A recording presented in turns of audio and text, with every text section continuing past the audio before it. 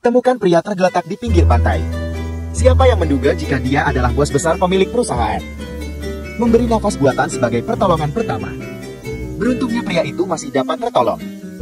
Menanyakan keadaan pria itu, sepertinya pria itu mengalami amnesia. Malam hari saat sebelum tuan muda mengalami kecelakaan. Dia sedang mengadakan pesta bersama wanita yang tak lain adalah istrinya sendiri. Masukkan sesuatu ke dalam minuman tuan muda. Ternyata wanita bernama Lulu ini sudah memiliki niat yang buruk terhadapnya. Rayakan ulang tahun pernikahan pertama. Rupanya Lulu memang sudah menyusun rencana ini sejak lama. Saat tuan muda sudah dalam keadaan lemah, Lulu segera menjalankan aksinya dengan mendorong Doni ke laut.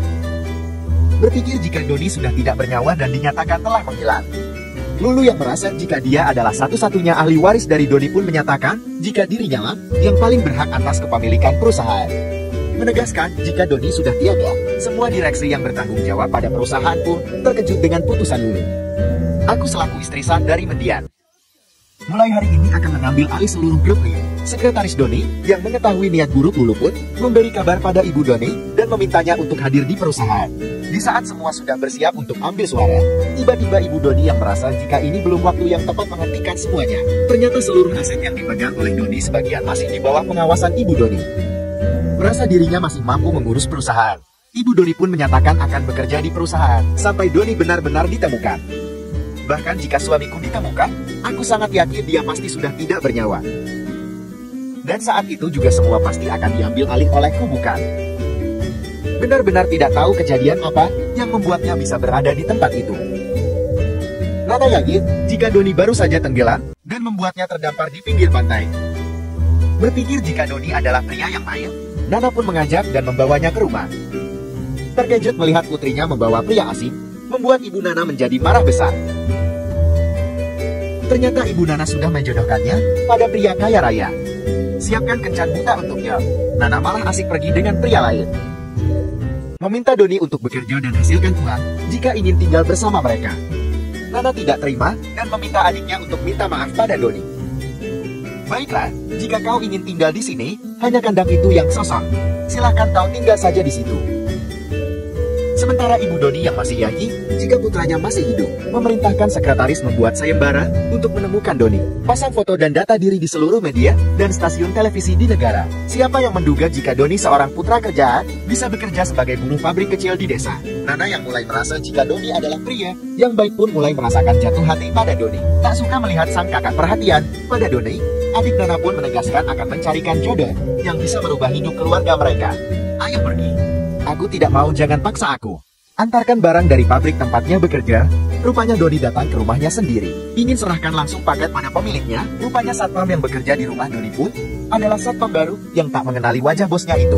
Merasa paket itu tidak jelas diberikan atas nama siapa, Doni pun meminta satpam untuk menghubungi nomor pemiliknya. Meyakinkan sekretaris apa yang terjadi pada Doni pasti adalah ulah dulu. Tiba-tiba telepon rumah berdering. Sekretaris Doni segera mengangkat telepon dan ingin memastikan jika itu adalah Doni. Tak mengenali suara Doni.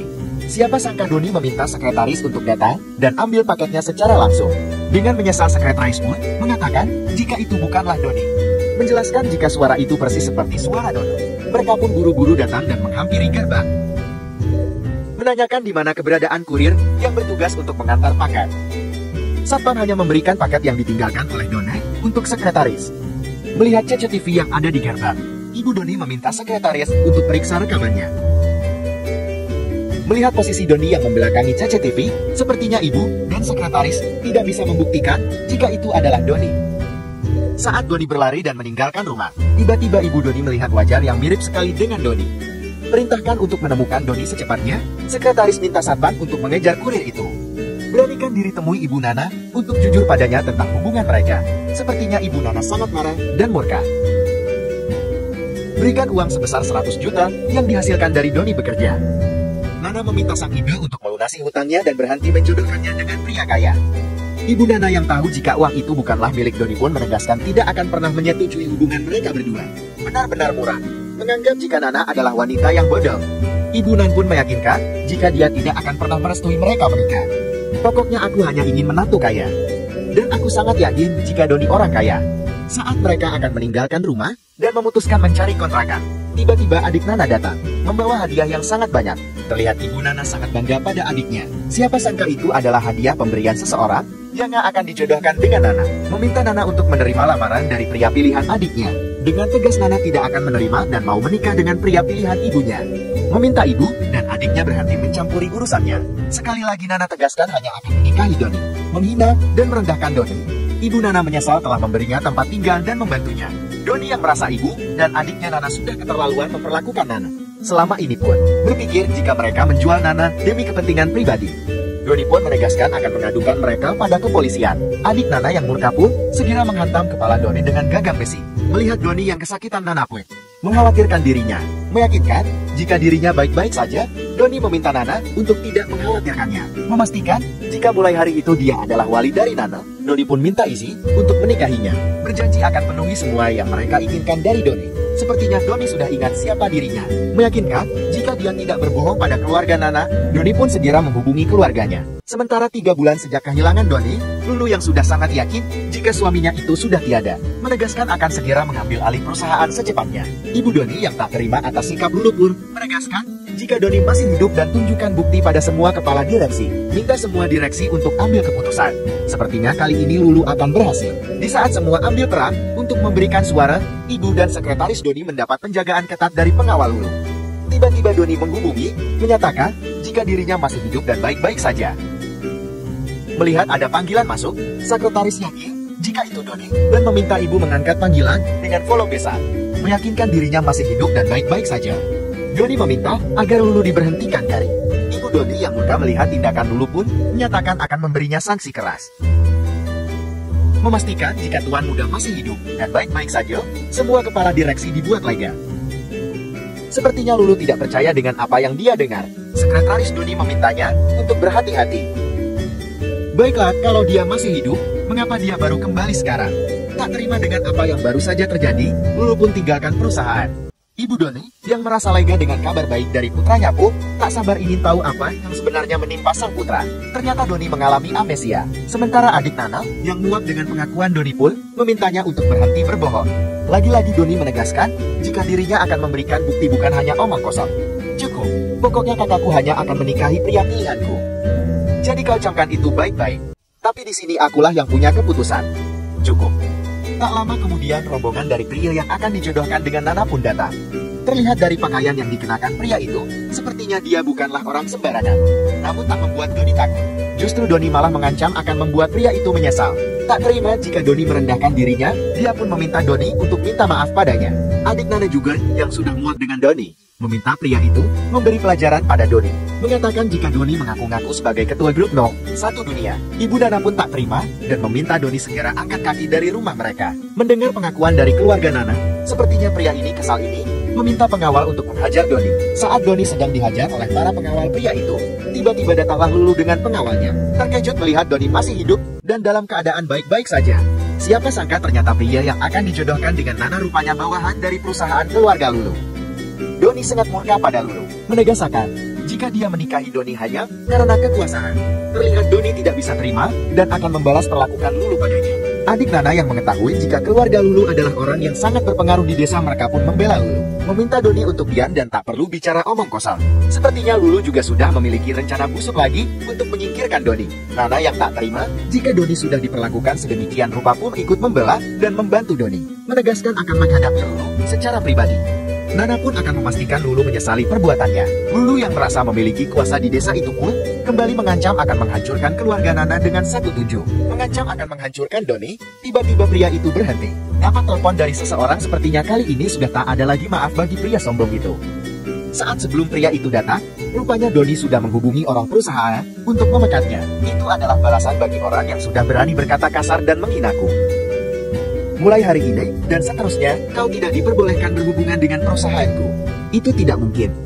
Jadi benar Doni adalah pengusaha nomor 1. Pukul berapa ini? Berapa lama kita sampai di Pilonchan? Sepertinya jalan ke sana tidak mudah untuk dilalui. Siapa orang yang sudah berani mengancam putraku? Ternyata Doni dikejutkan oleh kedatangan sang ibu. Adik Nana yang tidak tahu jika itu adalah ibu Doni pun mengancam ingin mengusirnya. Sekretaris yang tak terima jika ibu Doni dihina pun segera menampar wajah adik Nana, meminta adik Nana tak mencampuri urusan mereka. Sekretaris pun mengancam akan memenjarakan adik Nana, ibu Doni, yang tak suka dengan kekerasan pun meminta sekretaris Doni untuk tak mengulanginya. Berjanji akan menikahi Nana jika urusannya sudah selesai. Doni pun pamit untuk meninggalkan desa dan kembali ke kota. Menenangkan Nana, Doni pun kembali menguatkan dirinya. Kembalilah. Saat mereka pergi meninggalkan rumah Lulu, terlihat Doni tak ingin pergi dengan kendaraan mereka. Meminta ibu dan sekretarisnya kembali di luar, Doni akan menyusul untuk pergi ke suatu tempat terlebih dahulu. Tuan muda, apa yang sebenarnya terjadi? 20 tahun yang lalu saat ayahku meninggalkanku dan ibu, dia memberikan tanda pengenal ini untukku. Bantu aku temukan dan bawa dia kembali ke perusahaan, dan tetap dengan keyakinannya sebagai pemilik saham perusahaan terbesar. Lulu meyakinkan bahwa jika dia tidak akan berhenti hanya karena Doni masih hidup dan kembali memimpin perusahaan. Mengancam akan menarik semua invest pada perusahaan jika terjadinya perceraian dengan Doni.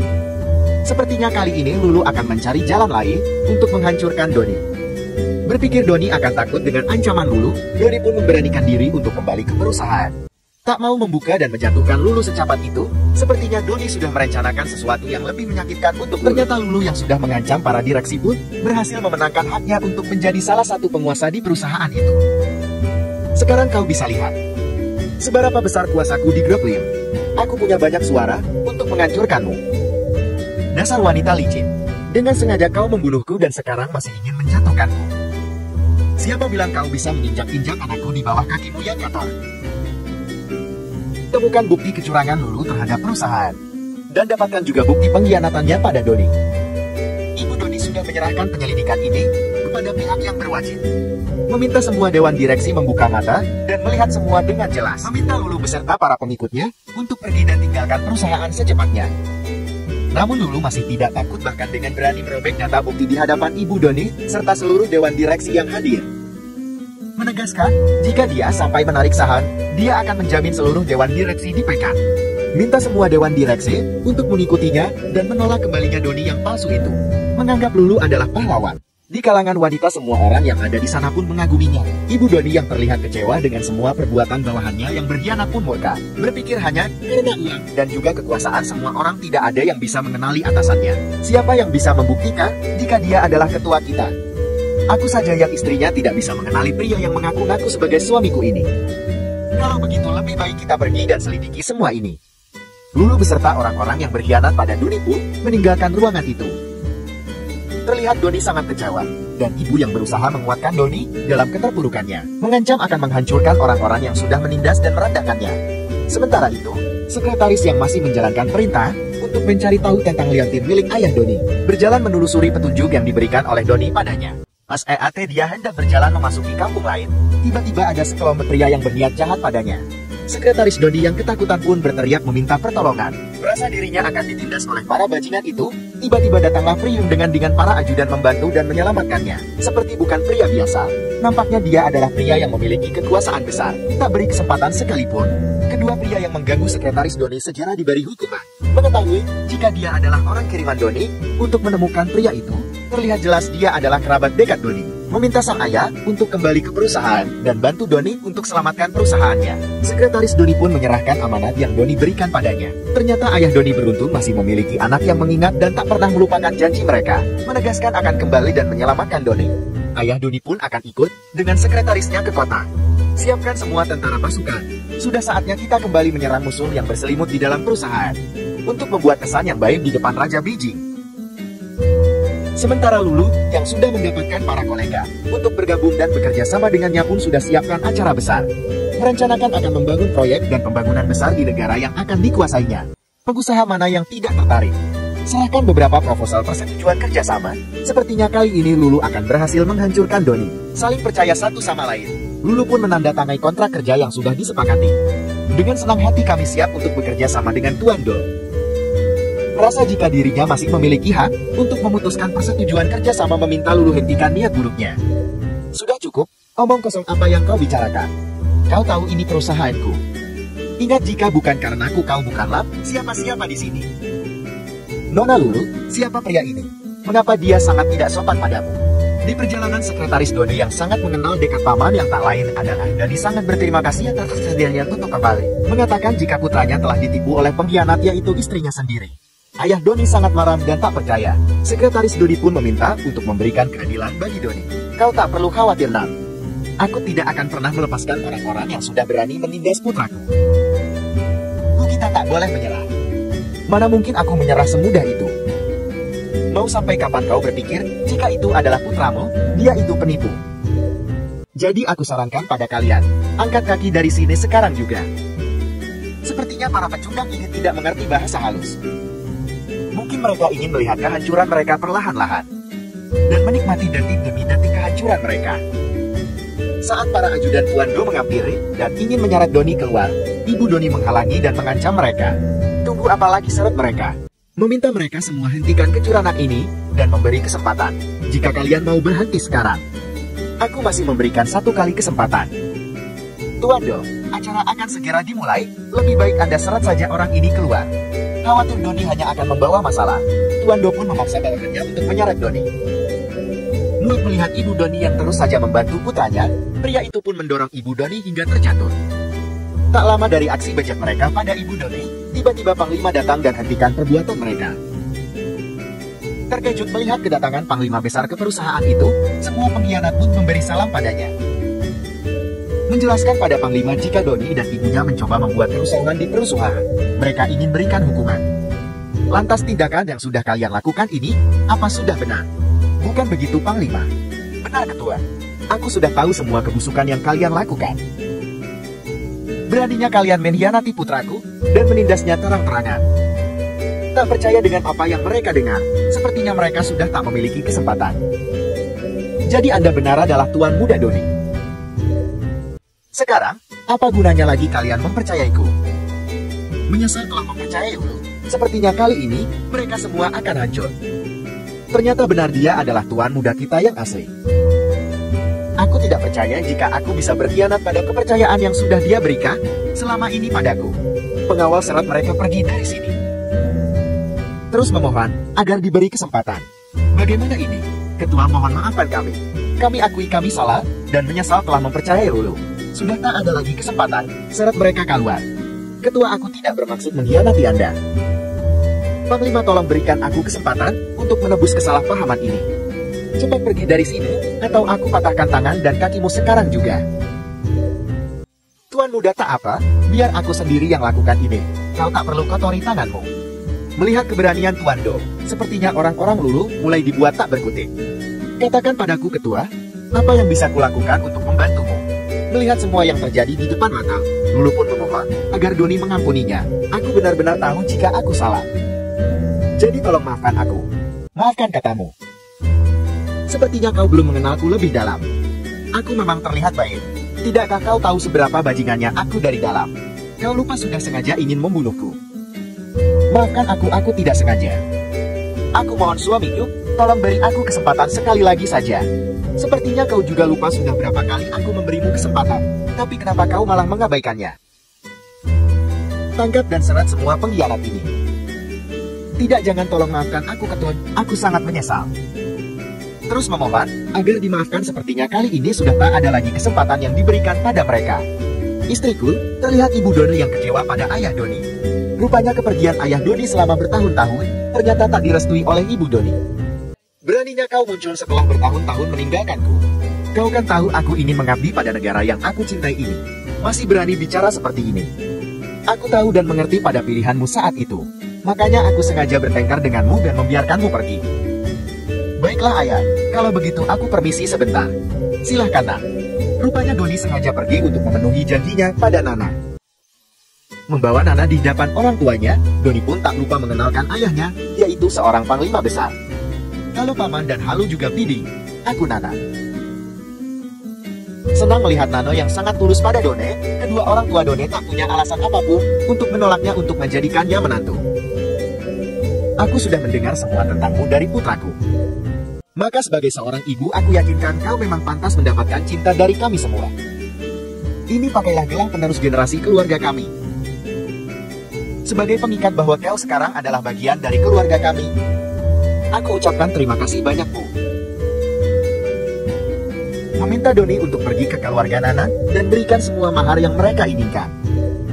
Setelah itu kita rayakan pesta pernikahan. Akhirnya Nana dan Doni pun menikah dan hidup bahagia.